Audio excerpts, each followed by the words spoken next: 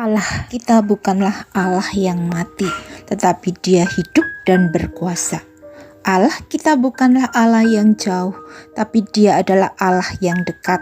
Dia adalah pribadi yang dapat kita kenal, dan Allah memberi upah dan janji-janji kepada orang yang mengenal Allah. Dalam Mazmur 91 ayat yang ke-14, sungguh hatinya melekat kepadaku, maka aku akan meluputkannya, aku akan membentenginya sebab ia mengenal namaku. Seperti Bapa sayang kepada anak-anaknya, demikian Tuhan sayang kepada orang yang takut akan Dia. Dalam perumpamaan anak yang hilang, setelah si bungsu menyadari keadaannya yang semakin memburuk setelah ia menjauh dari bapaknya, maka katanya, betapa banyaknya orang upahan Bapakku yang berlimpah-limpah makanannya, tapi aku di sini mati kelaparan. Aku akan bangkit dan pergi kepada Bapakku dan berkata kepadanya, Bapa, aku telah berdosa terhadap sorga dan terhadap Engkau. Aku tidak layak lagi disebutkan anak Bapa. Jadikanlah aku sebagai salah seorang upahan Bapa.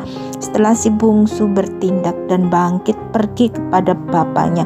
Dan ketika bapaknya melihat kedatangan si bungsu dari jauh, maka tergeraklah hatinya oleh belas kasihan, lalu berlari mendapatkan si bungsu, merangkul dan mencium dia. Lalu ayahnya mengenakan jubah yang terbaik, mengenakan cincin pada jarinya dan sepatu pada kakinya, membuat pesta yang sangat meriah di rumahnya, sebab katanya anaknya telah mati dan hidup kembali. Dia telah hilang dan didapat kembali. Inilah gambaran isi hati Allah Bapa di sorga. Allah selalu merindukan untuk kita kembali datang kepadanya, dan Allah tidak pernah menolak orang-orang yang mau datang kepadanya dengan kerinduan.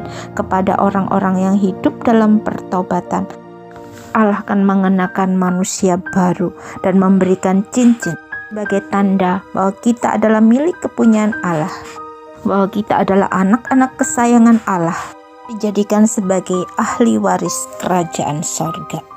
Jika kita berkata bahwa kita tidak berdosa, maka kita menipu diri kita sendiri dan kebenaran tidak ada di dalam kita.